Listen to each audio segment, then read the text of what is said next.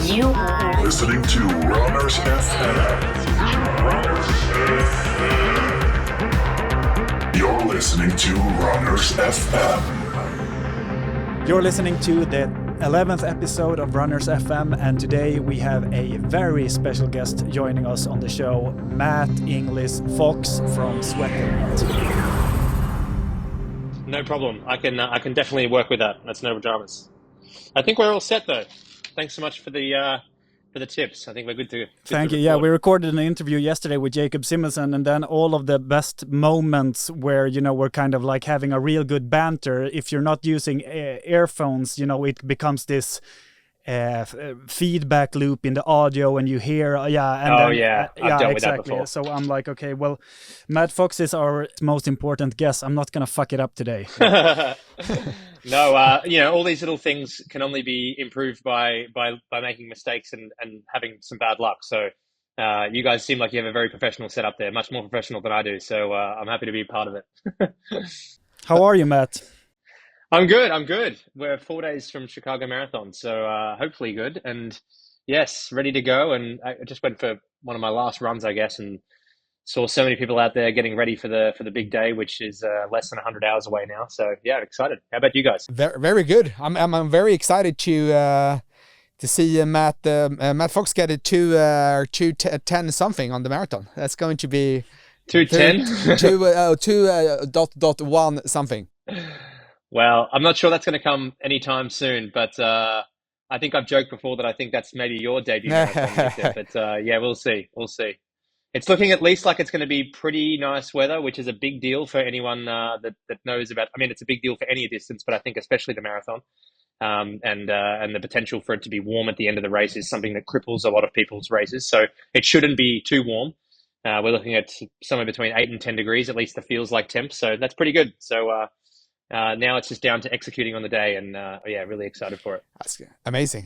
But how should we start to record, Andreas, or should we? I mean, for me, this is already being recorded. Okay. I love if I could have my choice, I would have from when Matt started moving the table. I think you are, such a good guest for the show, and that it would be really fun if we could, just focus on you this time and really spend some time talking about what we love, running. Of course. Let's do it. Yeah. Cool. Thank you, Matt. Okay, so to kick things off, Matt Inglis Fox, you are how old? I am 37 years old. 37 years old. And could you tell us a little bit about who Matt is, where you're from, and why you are running? Sure. So I was born on the Gold Coast in Australia, and Victor's very familiar with that part of the world, and spent pretty much most of my years up until the age of 25 living in Australia. Spent a little bit of time living in the UK and Dubai when I was very young. My parents were working as teachers, and I just got brought along for the ride. And then around the age of, it was just before actually I turned 25, I moved to Helsinki in Finland. I had a girlfriend at the time from Finland who I was with for about 5 years. And that took me to do a whole lot of racing in Europe. So at the time that I moved to Helsinki, I was pretty serious about the 800 meters and the 1500 meters, but I was focusing on the 800 meters. And I guess I'm not really telling the story in the best order right now, but I started running straight out of high school when I was 17 and very quickly ran pretty fast times over the 800 meters and 1500 meters, and once again focused on the 800. And over the next sort of 9 years up until the age of 26, 27, I was trying to qualify for all the teams for Australia, so World Championships, World Juniors, Olympics, and I actually didn't qualify for any of those teams that I tried to make, but I was pretty close a few times. I was fifth in the Australian National Championships in the 800 meters twice, seventh another time.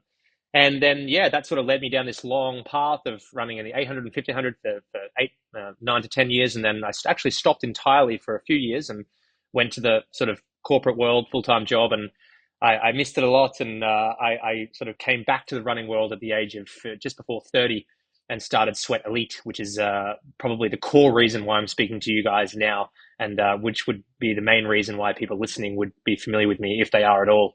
And through the last 7 years, I've run a media company called Sweat Elite, where we've done a lot of content with professional runners and triathletes all around the world in the format of articles on our website, podcasts on our podcast, obviously, and probably what most people would know us for is our YouTube channel, where we've done a lot, over 250 now, videos of professional athletes in training, including Victor himself, who's on the call. And I guess another sort of side part to that is I've been running the marathon for the last 6 years. I picked it up just as I started Sweat Elite. And at first it was just a bit of a joke, really, just to try to break 3 hours, and laughing with some friends about trying to do that as a quote unquote sprinter coming from the 800 meters. And now it's sort of taken me to a path where I'm taking it pretty seriously and trying to break 2 hours and 20 minutes I'm attempting it for I think it's the 7th time this weekend in Chicago. And I've run 220 once, 221 twice, 222, I think 4 times, and then 223 and 224 quite a lot of times, but I've never broken it. So hopefully this weekend, and yeah, we'll see how we go. So that's sort of the overview of my running life, not in order, over the last sort of 20 years. Yeah, but I think that order is you get an image of your journey, and you're saying also that you're taking it quite seriously. And I've been kind of looking through your Instagram, where I found a video where you quote, "Couldn't live with yourself if you're not able to achieve the sub 220." So you've put some pressure on yourself.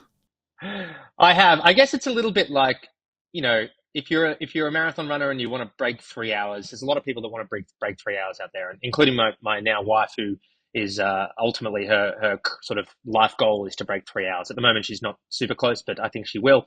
And, if you run 3 hours and then 301, 301, 302, 302, 302, 301, 302, eventually you're going to say, I'm not going to be able to give up here and, quit this game and be 60, 70 years old telling my grandkids that, I ran 3 hours to 303 like 8 times.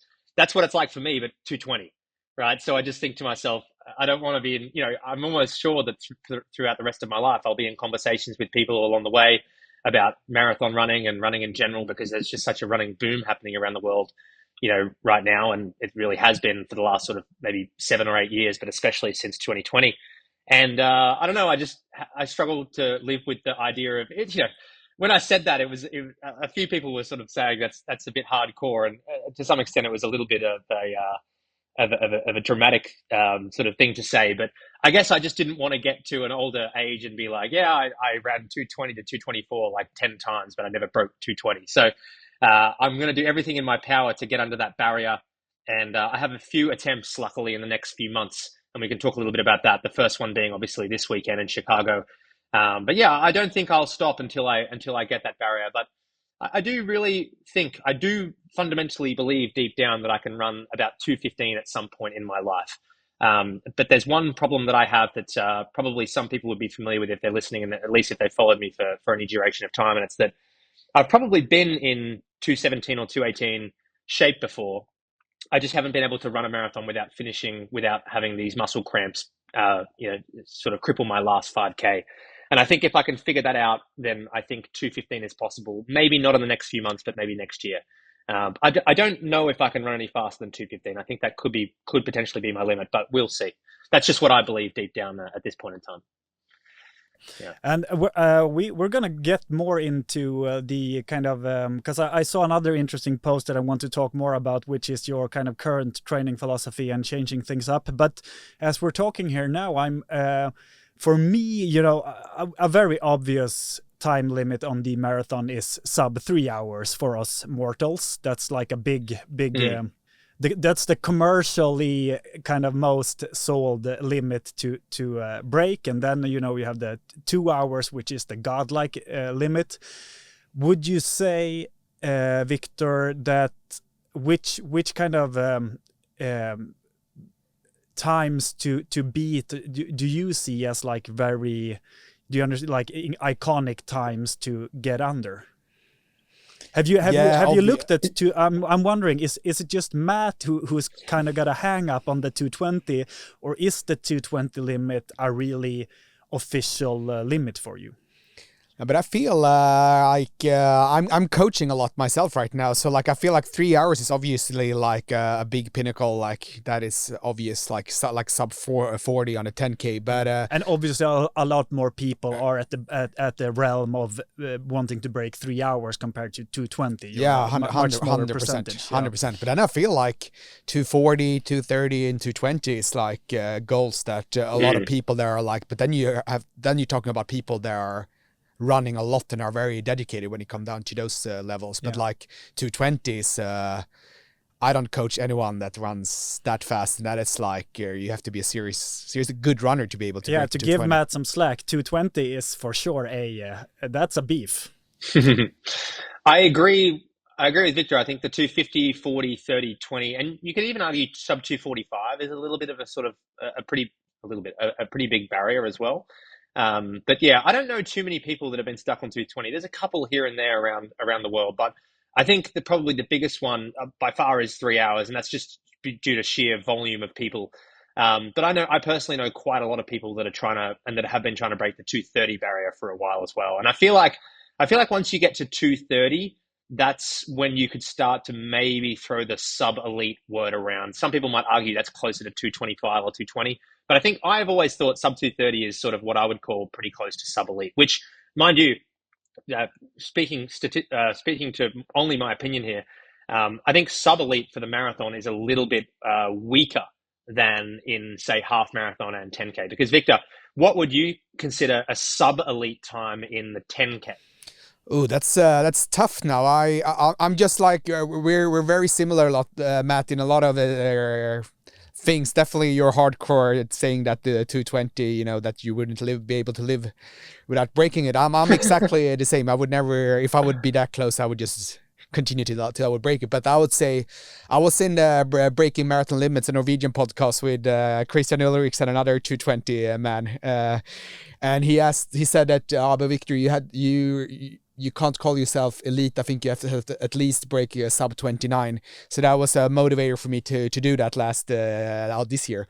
So I think maybe, to be honest, people are so good now. That was Christian's point as well. There is so many people that are so fast right now. So I don't know. I feel like sub 30 is like almost some kind of sub elite right now. Yeah. I would say sub 30 or maybe sub 31 and say 30 flat. That is probably the equivalent. A 30 flat 10K, I would say performance-wise would be the equivalent of maybe like a 217. Now, sub-elite in the marathon, people would determine that to be more like sub 230. So yeah, I do think that there's probably a bigger window for sub-elite category in the marathon, but yeah, I think that sub 230 barrier is big. But how are you trending towards your sub 3 hours, Andreas? Well, I've been I think I've been physically there, but then I've had injuries both times now, holding me up from the actual attempt. But I've been getting so much good training in, and I feel very confident in doing a sub 3. I just need to do it. But it would be fun. It would be fun getting it in the bag and then being able to really. I don't know. Also, I feel before I met Victor, I didn't spend so much time thinking about 10K, but then I kind of heard it in a podcast. They were talking about, you know, you can really, if you go for it, you can really find peak performance up to the age of 35, you know, clearly, like in statistics. And then when I met you, Victor, I was like, fuck, it would be fun to also maybe think about the speed work and actually go more for a 10K or half. But I don't know. I'm at the moment, I feel like I have a sound and healthy relationship to running, and that's most important to me, when I'm able to not get too manic about it and hung up on the on all the things surrounding running. Yeah, you know, Matt. When I met Andreas, we you know, we've been following each other on Instagram for a long time because he's such a brilliant photographer. You know, so Stockholm is not a big city. My bias was, you know, he's very like hippie. You know, a lot of these like more, you know, the satisfied kind of ultra running, cool, that kind of a lot of feelings. I'm that kind of. flattered you say I don't know if I feel it myself, but That was my bias. So like that's because you're spending time with like Andreas Almgren and the best runners in the world. Compared to them, I'm a hippie. yeah, so I feel like he's more. I'm getting a little bit more influence with it because Andreas has a really good running stride. So I think if he incorporate a little bit of more better training, I think he could be quite fast actually. Yeah, I feel we're at the beginning of my running journey now, which is really fun. And also meeting you, Victor, was a big decision for me to kind of take a step in realizing, okay, well, I'm not gonna be, the best in the crowd that I'm with. I'm actually gonna go up a scale and really, be with someone who's really good and learn from them, because that's such an important part of growing. And also, Matt, speaking to that subject, what's your opinion on that? Because I've been reading some interviews with you and listening in, and I think I can really relate to your journey in many ways. And where's your standpoint on, daring to take the step in being honest with yourself? What's my level, and who should I spend time around, and who should I be inspired by? Yeah, it's definitely an important thing to choose wisely who you're training with, who you're hanging around with. I mean, in general in life, right? But of course in running as well. And I think it's very useful to have people on both sides of you in a sense of people quite a bit faster than you. And so, you mentioned that Andreas Almgren is at least doing some training or is connected with Victor, which is very helpful for Victor because he's always sort of seeing not only online but in person really how fast you need to be in training and really because I know Victor is very, very good with numbers and very, very analytical with analysis of numbers, and he's obviously looking at someone like Andreas who's running times that he probably strives to run in the next 3 or 4 years, and he's thinking, okay, I need to be able to do 10 times 1K or 5 times 2K or whatever these workouts are at these sorts of lactate levels at these paces, and I think that's really helpful to be able to know firsthand specifically what you need to do to run, say, 59 minutes for a half or 26 whatever it was that he ran in the 10K, 26 high. But then I think it's also very good to have some perspective and have people that are very committed to the game that are a little bit slower than you. And honestly, I find a lot of inspiration from both sides, from people that are faster than me. And I follow quite a lot of people on Strava strategically that are like 2:15, 2:14, 2:13 times that I really want to run. So I can say, okay, well, in order to run these times, I'm almost certainly going to have to do 10 times 1K in 2:55 and it not be really pushing much past threshold and these sorts of things. But I also am very inspired by people like my wife who are trying to break 3 hours and 15 minutes, or people that I coach that are trying to break 3 hours. And sometimes I have a hard time getting motivated to get out the door training. And we all do at times. I especially do when it's hot. When it's warm through the summer, I have afternoons where I'm like procrastinating for like an hour to get out the door for like a 30-minute run. I'm like answering all sorts of emails that I don't need to answer, like just to procrastinate on going to run. And I'm often inspired by people that I coach because I think these guys are trying to break 3 hours and 10 minutes. That's obviously not a super quick time. It's not an elite time. It's not a sub elite time. They're just doing it because they love it. And I'm seeing them get out the door, and some of them are even doing doubles when I'm not even. I often say to people I coach, if they want to do doubles, I say, don't plan it, but do a 30-minute jog if you just feel good in the afternoon, but don't go more than 30 minutes. And when I'm seeing them do it, I think to myself, man, like if they're doing it, like I have to do it. And I'm often very much inspired by people that are, nowhere near doing the paces that I'm doing in training. So I think it's really helpful to have both. But I think ultimately, the people that are inspiring you the most are the people that just don't give up, and the people that have setback after setback after setback. They don't reach their goal. And they don't get too down about it. Like I've definitely gotten a little bit down about things before when I haven't, especially around the cramping that I mentioned before, very frustrated. But when you're surrounded by people that just refuse to take it, very, very seriously, and they just think, they feel fortunate and lucky that they can actually do this and afford to be able to do this and travel and do races. Those are the sorts of people that I really try and surround myself with. People that don't give up, stay positive, and keep checking in with themselves and appreciating the fact that, there's lots of people around there, especially in Kenya and Ethiopia, that can't afford to travel and do a race overseas. They're only limited to the ones down the road from them. And, us three on the call are all very fortunate that we can pick and choose races, pretty much anywhere around the world and do it. So So yeah, I think it's really important to have the right people around you, like you said. Yeah, there's a balance to that also, because I mean the metaphor for when we started talking about this, I guess, is to be aware that you're not always the smartest person in the room, and Yeah. in for running, maybe the fastest person in the room could be said.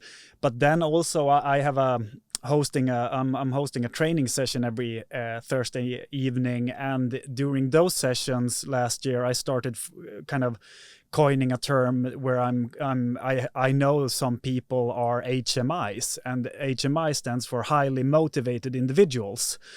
And Yeah. they are key persons to have around you, and they are not necessarily because of their peak performance, but they can be extremely good to be aware that, like, okay, well, some of these people are really motivated, and like you're saying, some are able to keep their motivation even though they're injured. Some never reach their goal, but they still keep it going, and it's very good to be aware of, like, who are you surrounded with. And other people are on quite the contrary. They're making a lot of progress, but they keep a low energy, and they don't necessarily it doesn't feel like it's fulfilling everyone, even though they're achieving their goals. So it's interesting to be aware of that. Yeah, for sure. Absolutely. You're 4 days out from let's call it the biggest marathon of your life.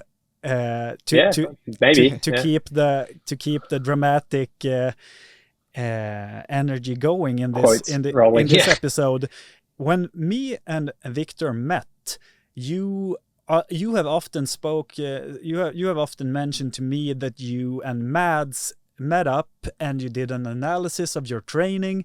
And in that analysis, Mads found, okay, well, there seems to be a bottleneck maybe in your top speed, in your kind of LT2 work that we need to improve in order for you to, now you kind of made that effort to become really fast at a 10K. And I've been going through your Instagram, Matt, and I saw a very interesting post where you kind of said, well, I can't keep repeating the same training, the same tactics, and expect a different result when it's clearly not working. And then in that post you mention, maybe I need to improve my LT2, my VO2 max, my 5K times. And is that what you've been doing lately, and how are you experiencing that change? Yes, you're exactly right with that. I decided at the start of the year that I would skip. So basically, since 2019, maybe even, obviously with the exception of COVID year, I've done at least one marathon every season. So either fall or spring. And at the end of last year, when I ran a whole lot of 221, 222, 224s all in a row, I thought, okay, I'm beating, what's the saying? You're beating your head on, like, you're just doing the same thing over and over again, and you're not getting a different result. Because I've been doing that for 3 years, basically, at the same time, 220 to 224. And so I thought I would skip doing a marathon in the first half of the year. Now, I actually did end up doing Boston Marathon, but I paced a friend in much slower time. We ran like 240. I actually ended up running slower than that, but that wasn't a real race. I didn't train for that. But I basically spent the first 8 months of the year up until really the end of July, or the first 7 months, sorry, basically focusing on trying to improve my ability to run over the mile to the 3K to the 5K, sort of that distance.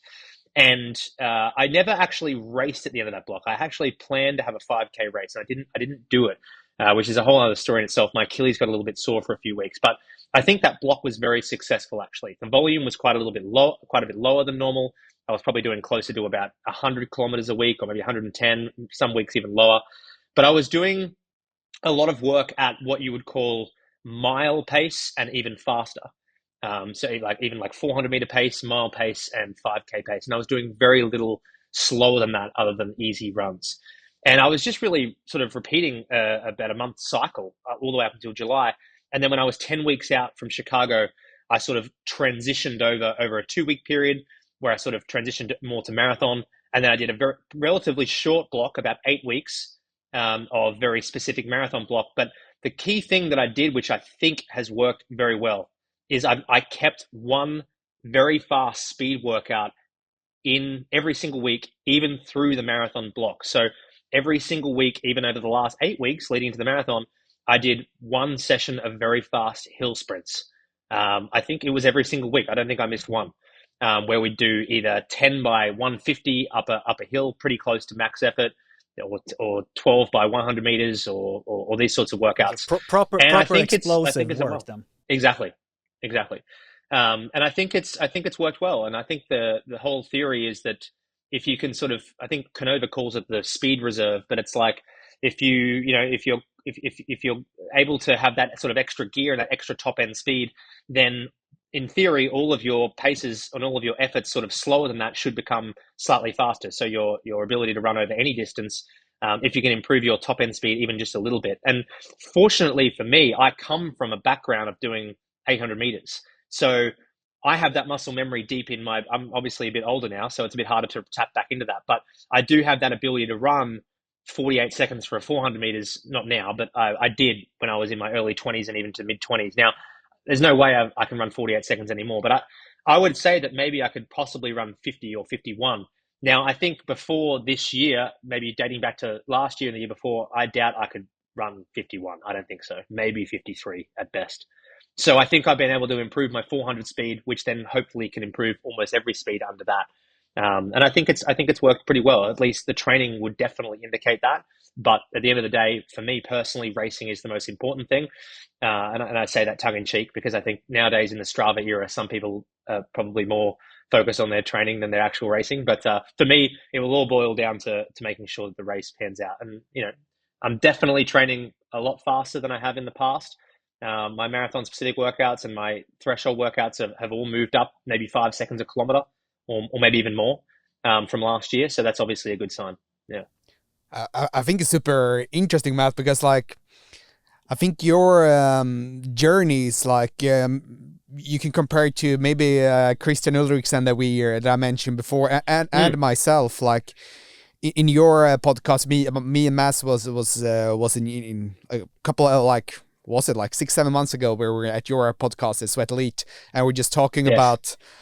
I know the analogy to not be too geeky, but I like, that coach Sebastian Weber, I think he's like triathlon or maybe cyclist when you have the VLA max and the VO2 max. So we can call it aerobic capacity, anaerobic capacity. So for example, like I have very high aerobic capacity. My endurance is really good. My top end speed, you could call it anaerobic capacity or VLA max. The ability to use a lot of glycogen in anaerobic state is not very good. The top end speed, we can call it. So that's what me and Matt had worked on. And it's the same thing with Christian now that I see he works with Jordan Donnelly in the same way. And I feel like you've been doing that as well. But it's very interesting because, as you said, you come from that you have had that ability before that Christian and I haven't had as we started as runners much later in life. So it's interesting that you've been through that you probably have maybe developed your muscle fibers too much into being like the slow twitch muscle fibers have taken over a little bit too much, and you've forgotten about the fast twitch muscle fibers for a long time. So you're going back to kind of develop a little bit more of anaerobic capacity, if you can call it like that. That's back to the roots. Yeah. You're exactly right. I think I went for 8 years, 9 years, very much anaerobic, very fast. I was actually not very good at 10K or half marathon. I remember very clearly when I was racing at my best, 800 meters, my coach got me to do a 10K race at one point, and I trained pretty hard for it over the winter, and I only ran like 33:10. Like that wasn't great, and I found that very, very difficult as well. And so then obviously I completely stopped doing all that anaerobic stuff and went completely over to the LT1 and slower, really. And over a 6-year period, my physiology has probably completely changed. And I think that's obviously been a good thing. And but now that I've hit this stagnation for 3 years, because I ran 220 almost 3 full years ago. It was in November 2021. And even then I cramped in the last 2K and I was on pace for 218 until quite late. So you could argue that up until this block, I haven't improved at all over the marathon. And so I think you're exactly right. Revisiting that then brings back some of that, fast muscle twitch fibers. And, I really noticed that in myself that last year and the year before, when I was running the marathon, the goal pace to run 219 is 318 per kilometer.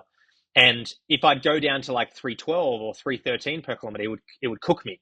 Like if there was like a little bit of a surge in the race and it would go down to a little bit faster, I just didn't have any buffer there to use.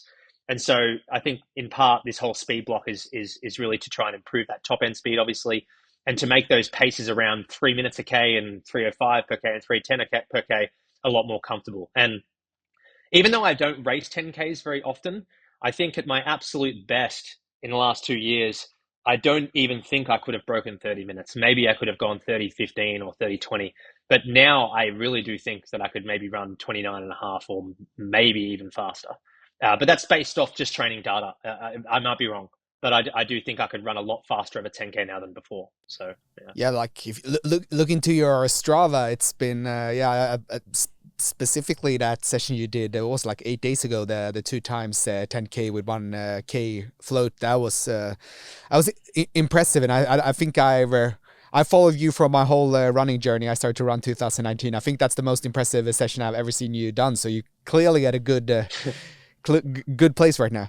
Yeah, it was definitely the best session I've done. I mean, that day was a little bit of a surprise to myself, to be honest, because I'm not sure if you watched the video. I put it on YouTube, but I even said just before we started, I was like, my hope here is to run 3:15 per K, but I am going to be open-minded and run to feel, but I hope it's going to be about 3.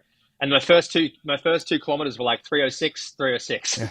I was like, I'm not on pace at all for what I just said I was going to do.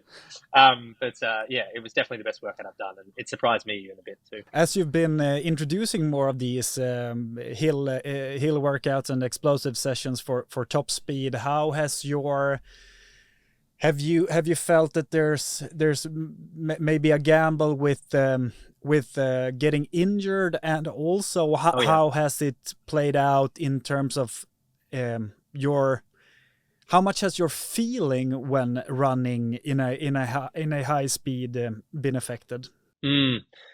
Yeah, I wouldn't say I've worried about getting injured, but it has been a concern. And the main reason is because my last year of running at 800 meters in 2014, I had a lot of problems with my hamstrings. They kept having little strains, and I ended up actually getting a little bit of tendinopathy in there as well. And that was the biggest concern to me, but I've had no problems at all. But there has been a few times where I've kind of almost noticed after a speed workout the next day that my hamstrings are quite sharply sore in areas that they haven't been before. At least I couldn't remember them feeling like that since the middle distance days. But you know, I've been fine. I've been injury free this whole year basically, except there was one brief period, like I mentioned in July, where my Achilles got a little bit sore. But I determined exactly why that was. It was actually from running in spikes in training a few times. But put that aside, to answer the second part of your question about how you feel, I definitely notice, like I would love to have been able to compare myself over a 200 meters or a 400 meters 1 year ago and today.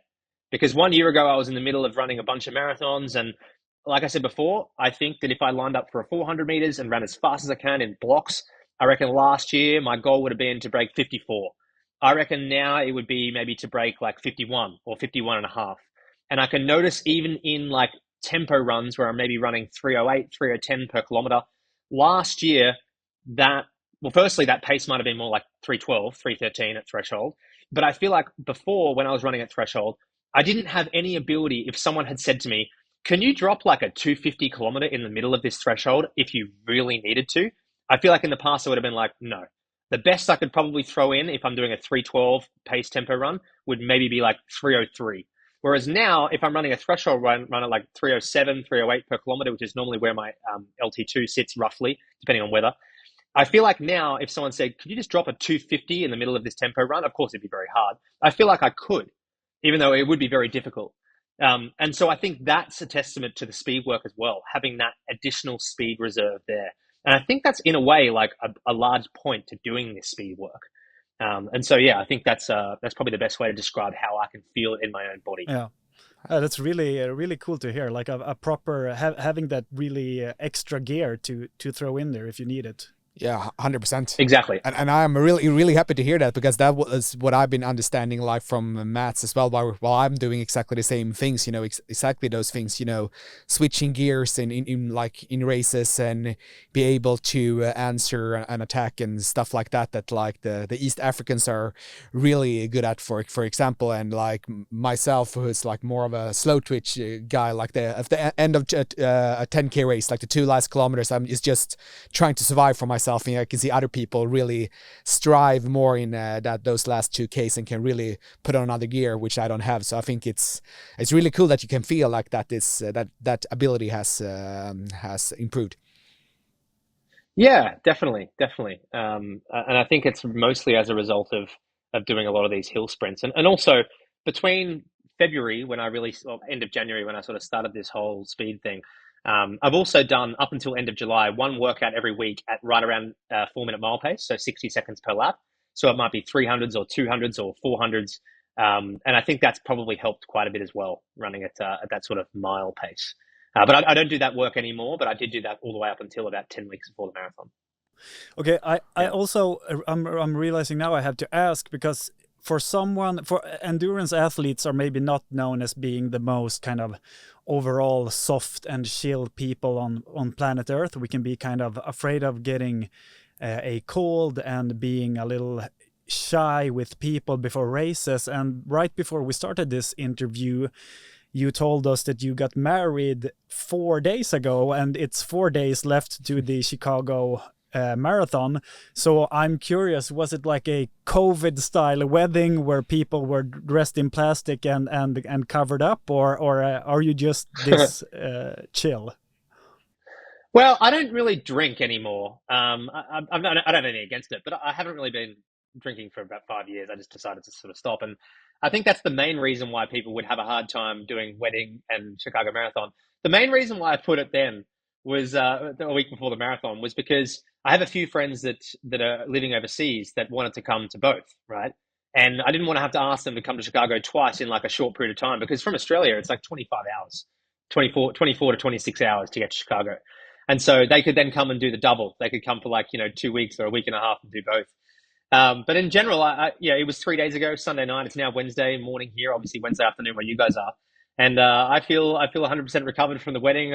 We got to bed at a reasonable hour. Obviously, no alcohol, so feet were a bit sore from the tuxedo, the shoes I had to wear with the tuxedo, which were like big bricks. But no, it really hasn't been a problem. But it's also such a beautiful time of year right now.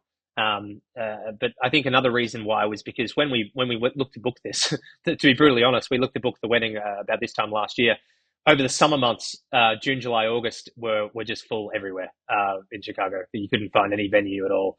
And so we thought, okay, well, if we're going to have it in October, we might as well have it the weekend either before or after the wedding. So we decided to go before, and my parents came along and my brothers came along, and my mum's still here. So it was such a great evening. And but now all eyes are on the marathon this weekend. Would have been the perfect photo opportunity for like a unique kind of shoe commercial where you were getting married in your everyday trainers, just to maintain your goal set even though you're getting married. That's I think it's a nice mentality to be able to get married 1 week before having another big goal on the agenda. Love it. I think it's perfectly planned with the tapering as well. I can see your Strava. Yeah. It's just it's like 60% volume. Okay, I can get married that week. It's gonna work out. Yeah, very well executed. Yeah. And also, Andreas, speaking about the shoes, do you know what the shoes, Matt? I know that you're blessed with being able to try a lot of. Have you decided what shoes you're gonna use for the race? I haven't yet, but I'm not a big shoe guy. And what I mean by that is, I think I could pick any of about 5 shoes and I'd run the same. That's my opinion. But I think I'm going to go with either Alphafly 1 or Vaporfly 3. I've got a pair of Alphafly 1s here. I've only worn them once in a half marathon a few weeks ago. So that's probably been, if someone asked me the question, what's been my favorite shoe of all time, super shoe, I'd probably give that answer, Alphafly 1. So I think I'll probably go with that. But yeah. because I recently also heard someone talking about Alpha Fly 1, and then I was like, what are we talking about then? Are we talking about the first generation of Alpha Fly? Yeah. Ah, okay. That has been before this year when I'm sponsored by On. That's I know that I've been probably at the start line once, maybe together with you, Matt, at the Telford there 2 years ago. And I think we had the same shoe, Alpha Fly once. That's been my to-go shoe as well. Yeah, okay. So it's a bit of a gem, I guess then. Yeah, I think it is. Yeah. Okay. And funnily enough, even at the Paris Olympics, there was quite a few of the professional Nike athletes that still had the Alpha Fly 1s on. Mm-hmm. Yeah. Insights, folks. Insights. And I know my good friend David Nilsson, that was sponsored by Nike. He said that like that is definitely the best shoe they've ever made. You know, he used that a lot. Strange. Nike digressing. Okay. Well, could you, I don't know that much about the Chicago, because it is the Chicago Marathon coming up. Yeah. Mm-hmm. So could you tell us a little bit why you picked the Chicago Marathon, and what's the general folklore about the Chicago Marathon? Yeah. So I live in Chicago now. So that was one reason. But the other reason Explains is... it? Yeah. Well, yeah, it's sort of, in part it does. I did want to do a marathon because I haven't done a marathon, maybe even ever, where I run a marathon where I live.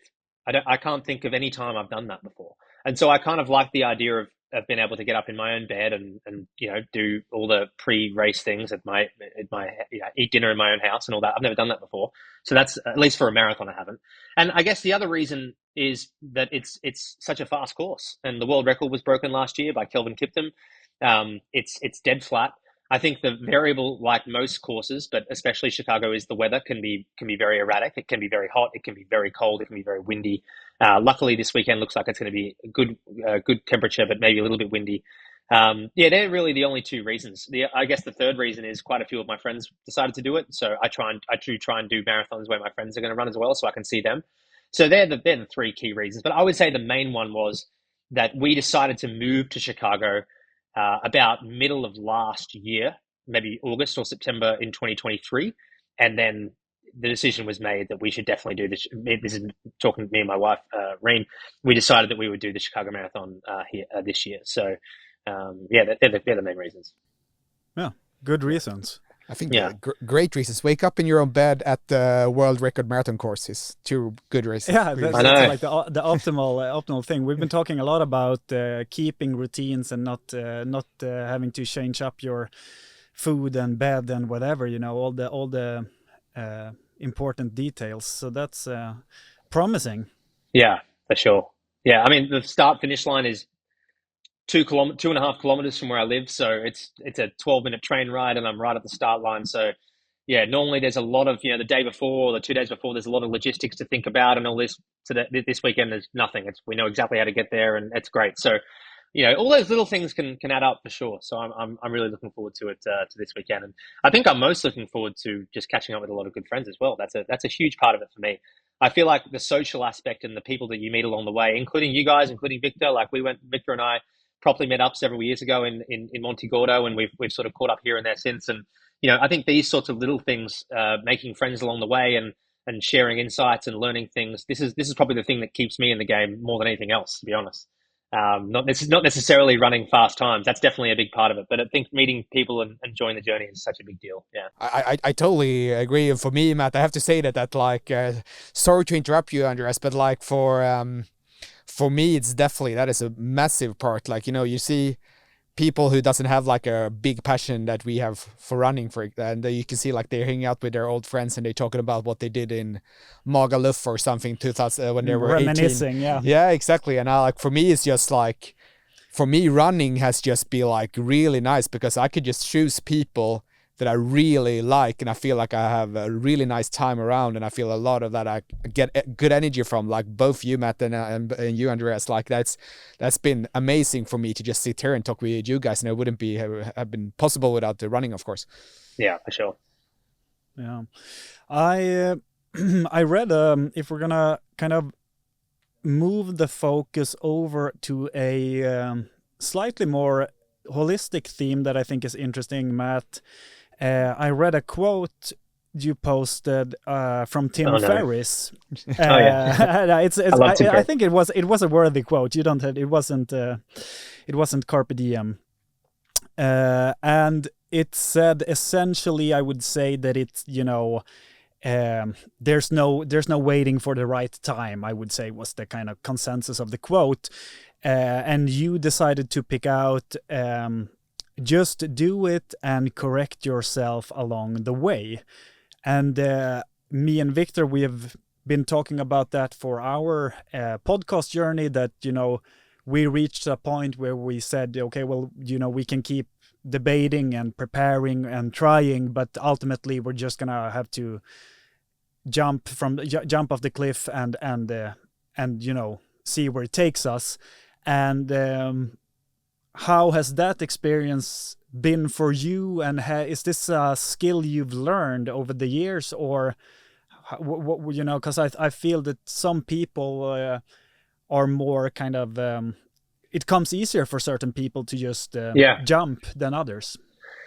Yes, this is a very interesting topic, and I think I learned a lot from Tim Ferriss's podcast. He's so for those who don't know Tim Ferriss, he wrote the 4-Hour Work Week. Some people might be familiar, and he's started a few sort of small projects here and there that have become quite successful. And I've also learned this same lesson from a guy called Seth Godin, who's one of the world's best marketers, and he speaks a lot about amazing guy. Also, very worth to check out Seth Godin. He has some incredible stuff. Yeah, he really preaches this message too of just start and correct along the way. And he's written 12, I think, incredible books. But he always talks about the fact that he blogs every single day on his website, and he says 90% of his blog posts are just not very good. But the only way to produce great content is to do a lot of bad content, because you're only going to learn along the way from feedback, from your own feelings and thoughts, from your own reflections. And I think the more and more I heard that sort of whole idea over and over again, I thought to myself, there's absolutely no point in waiting for everything to be perfect to get started, because there's no doubt that when I do start, I'm going to make mistakes along the way anyway.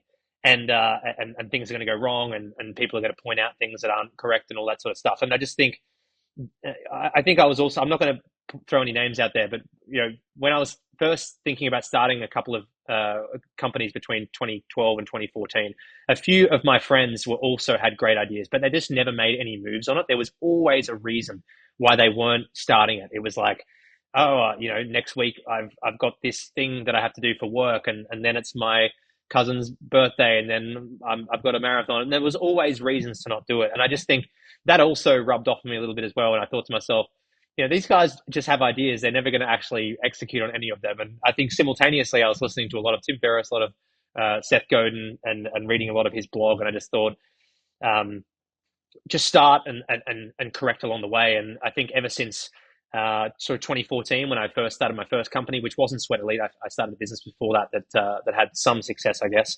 I've just really tried to make a point of doing that and sharing that whole idea with others. To like, you're never going to know if this works or if you're going to enjoy it until you actually try it and put it out there and sort of get feedback from the universe. So it's absolutely something that I try and teach others to do. And I wouldn't say I'm excellent at it myself. I sometimes do still procrastinate and sit there and probably waste a lot of time just trying to perfect things. But I think the enemy is perfection when it comes to content.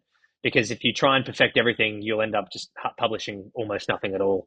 And luckily for the world and for people that want to make content, I almost feel like unpolished, unperfect content is actually more popular and more relatable than perfect content, because it almost gives you a feeling that it's real life, right? Because in real life, everyone knows deep down that everything isn't perfect and things do go wrong.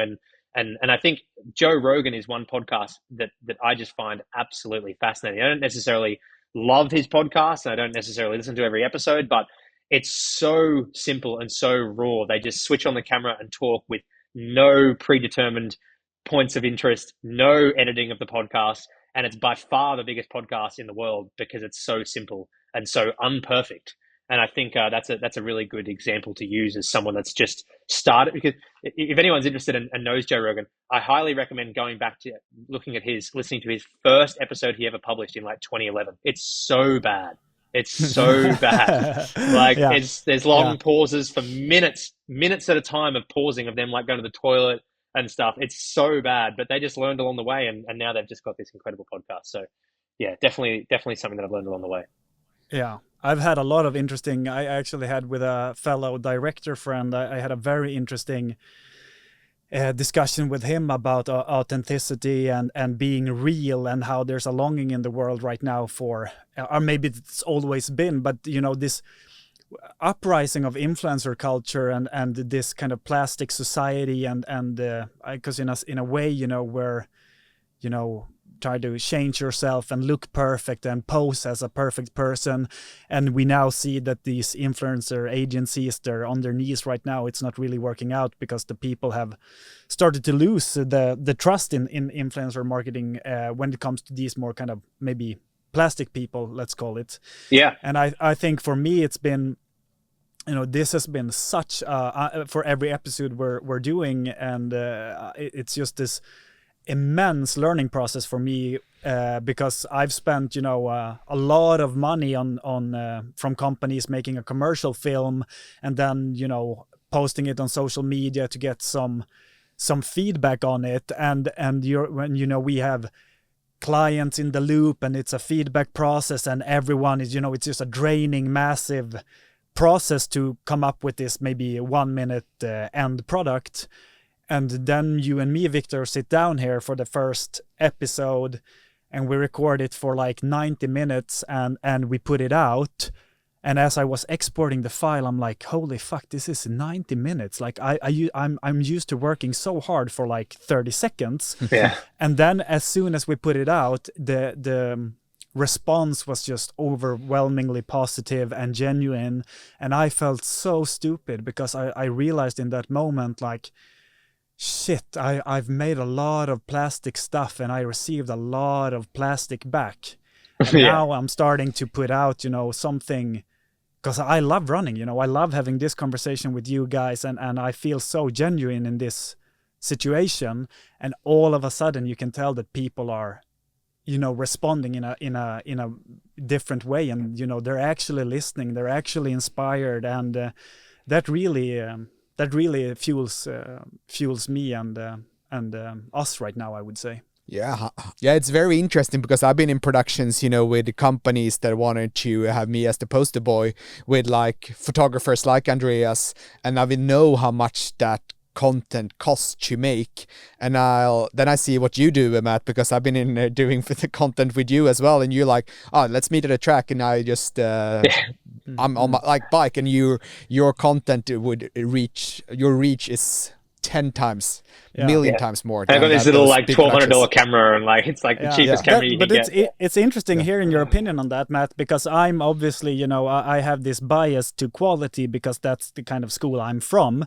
But if we're being really frank with each other, what's your take on, quality, speed, flow, getting it out there in this stream of content? Where do you have like do you care at all about the quality? Is there a middle ground? What's your kind of view on this?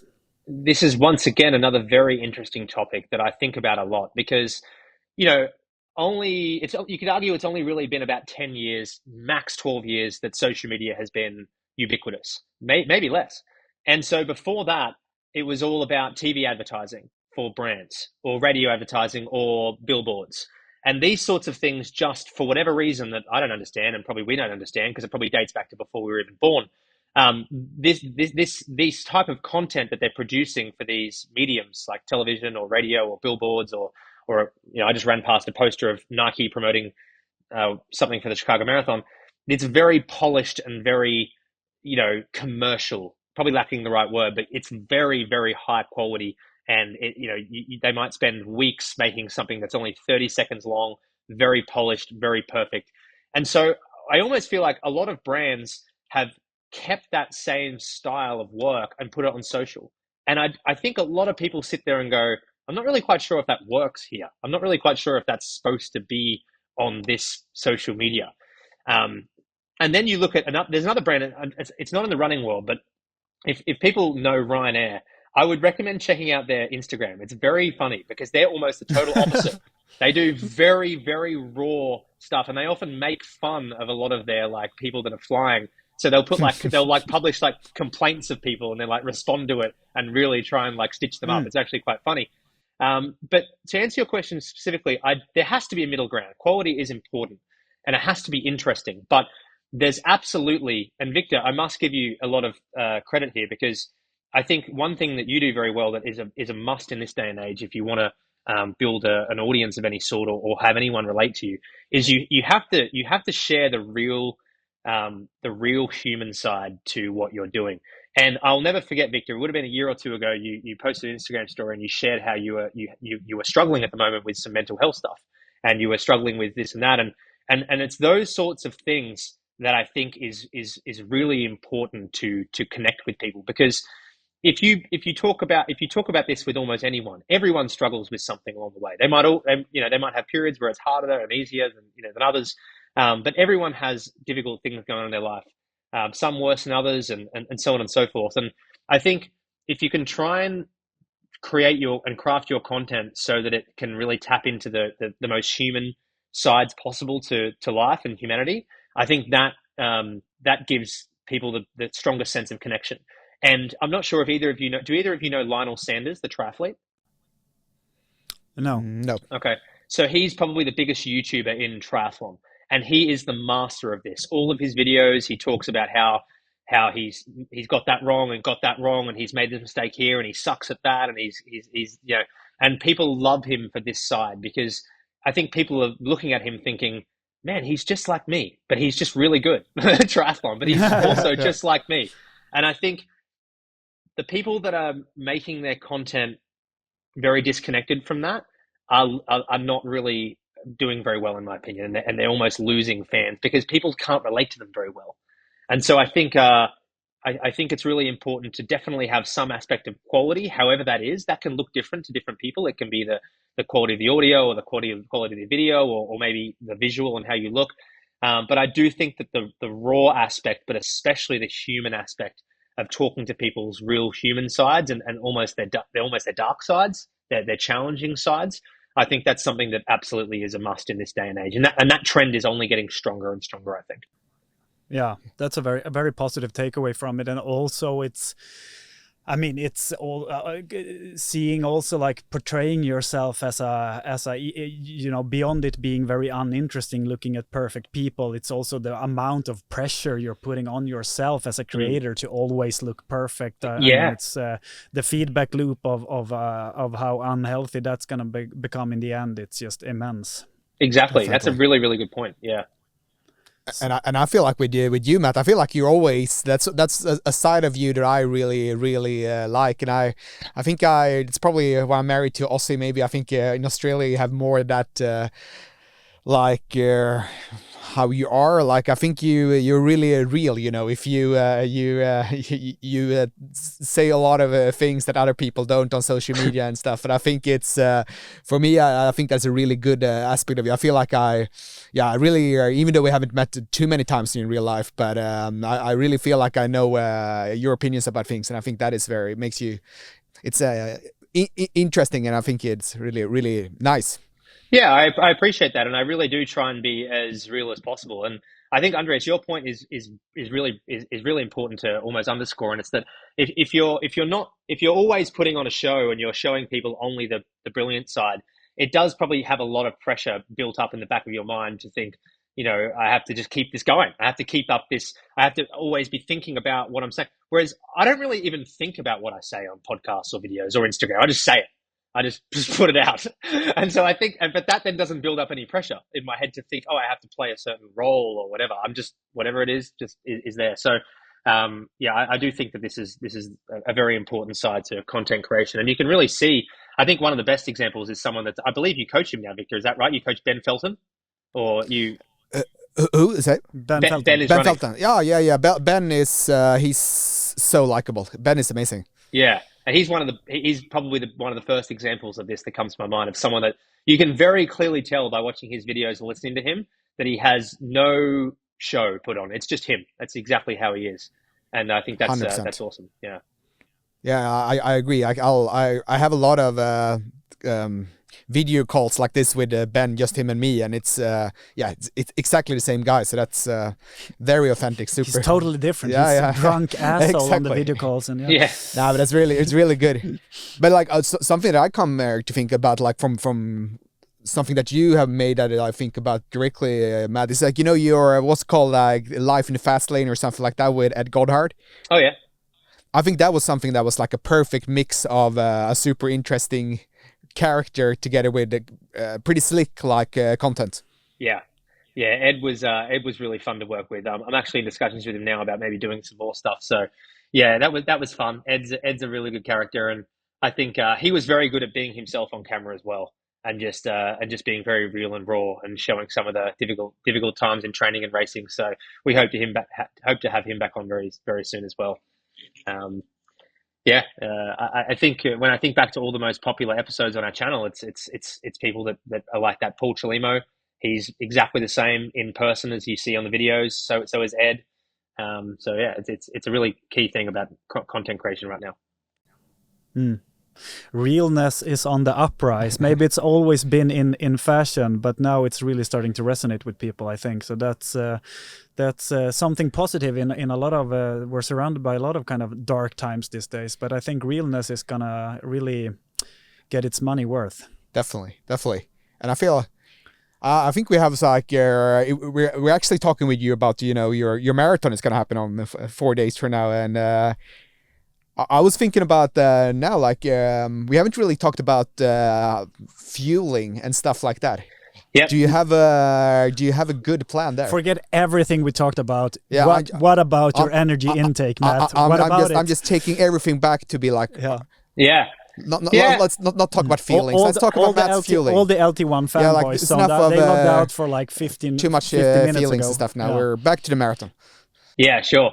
Yeah, I work on a pretty simple principle of trying to get in 100 grams of carbs per hour in the marathon. So over 2 hours and 20 minutes, or 2 hours and hopefully faster, but let's just say 220. That'd be about 230, 240 grams of carbs. I take that in I'll take it in via 3 sources actually. I have the precision gels. I'll take a couple of them. I've really liked a new brand recently that I actually discovered in Japan. And in Japan, it's a slightly different brand name, but it's a company called Chargel, Chargel. It's basically a bigger packet with a gel-like substance, and it's got a little bit of water with it. So it's almost like a thinner gel.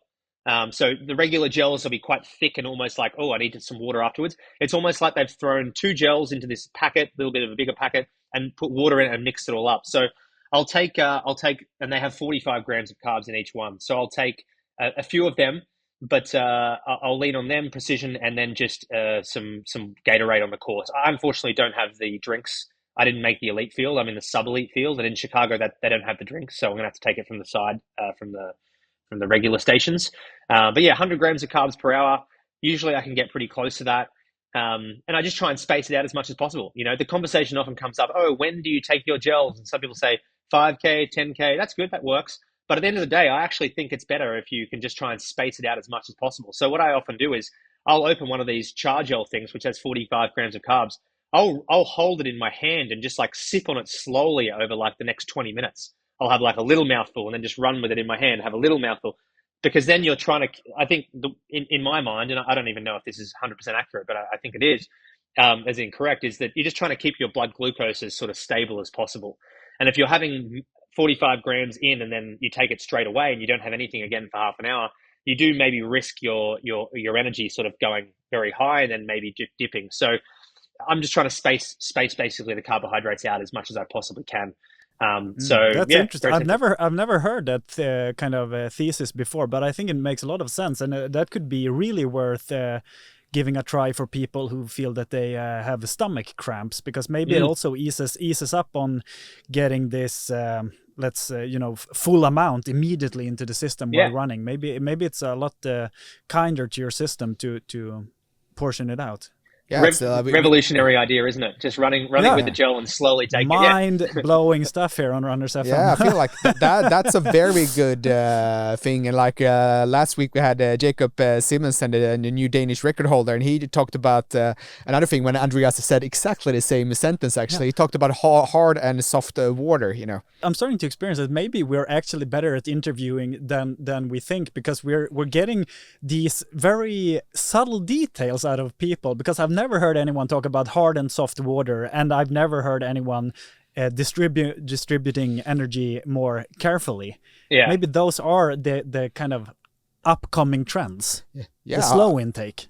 I definitely think so, because like I talked to a sports science guy here in Sweden. He said like the best thing, Victor, would if we could drop feed you the carbohydrates. So that's a little bit more like the Matt Fox method. It's funny you say that, because when there was a conversation I was in a few months ago, and someone was like, what do you think would be any sort of product that will come out in the future that might be beneficial for runners? And I actually said, I had to think about it for a while, and I thought, well, at the moment, fueling is fine, but I feel like there could be some sort of device where you strap something to yourself and it's a slow drip carbohydrate intake.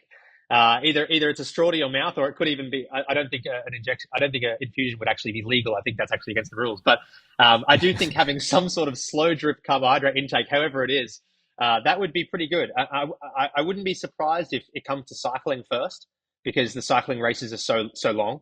But I do think it would be great. Yeah. Yeah. Every cyclist, instead of having a children, you know, like they'll have a flag behind so that you see them. They'll have a plastic bag of fluid behind their bikes, just dripping into their system. Yeah, exactly. Well, in the ultra running space, they already have those jackets, right, where you can store things, and there's like a straw that comes up to your mouth. Like, I think just advancing on that idea and making it more compact. I know Morton's working very hard with making carbohydrates smaller and smaller and smaller so that you can pack more in. I know they're working on that constantly. So yeah, I feel like that's probably going to be a thing. But back to your point, I do wonder at times why people are so obsessed with taking the gel all at once. Like, you don't have to take the gel all at once. Like, you can run with it in your hand for 15 minutes and slowly take it in. And to your point, Andreas, I think probably the biggest benefit to that is probably not necessarily the fact that you're getting carbs slow dripped into your system. It's probably reducing the risk of your stomach blowing up as well, because your stomach's not taking in all the carbs in one hit. So yeah, I think it's a good idea to take the gel over a longer period of time. Yeah, get out there. I mean, for anyone struggling with stomach issues, get out there and try it the next hard marathon session for sure. Yeah. But Matt, have you, because me and Matt were big fans of, you know, the Norwegian triathlete guys, Olo Bu and all those, everything they do. And like, you know, they talk a lot about training the gut, you know, and how much Christian Blumenfeld can tolerate like crazy amounts of carbohydrates. How much training of like taking in carbohydrates have you done? Yeah, I've done 5 long runs, and all of them I've done the 100 grams of carbs an hour. So but basically every single long run I'll do with about 6 weeks to go will be simulation with the gels. Not necessarily race simulation in terms of pacing, but I will have race day carbohydrates in training. And that's in part to prepare my stomach. But I also noticed, and I'm sure you have too, Victor, that it's also much better for the performance of the workout, but probably even more so, it's better for the recovery after the workout. If you can not go anywhere near running out of glucose.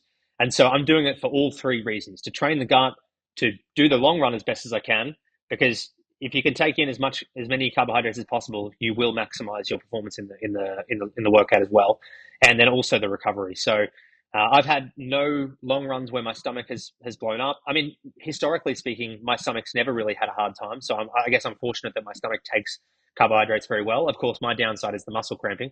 I feel like every marathoner has like one thing that they struggle with. Luckily for me, my stomach isn't one. So the practice is there, and I think I shouldn't have a problem on race day to take in 100 grams an hour. Yeah. Well, I have a dog to pick up from daycare. I feel like we could get lost in this conversation forever. You're lovely to talk to, Matt. Thank you. But I didn't realize you were 4 days out of Chicago Marathon. So this is a very it's a very interesting time to have this interview with you, and I feel we need to talk more about muscle cramping, maybe also getting the best pointers on your specific marathon sessions. Yeah. But that's gonna have to be in the future, and in the future we're hopefully able to bring on a Matt Fox who has done a 2:18 marathon. Which we're all really excited about. But for now, I think we're going to have to call it quits. Sounds good. I'm looking forward to joining you again at some point in the future. Yeah. Thanks a lot, Matt, for taking your time with us so close to your race, and big good luck. I'm really gonna sit and really hope to see a good result from your side. Of course. I really appreciate the time, guys. It's always good chatting with Victor, and great to properly meet you, Andreas. And yeah, I'm likewise. I'm more than happy to come back anytime and chat more. I do have 3 marathons in the next 8 weeks. So yeah, I'd be happy to talk about any lessons learned in there any time along the way.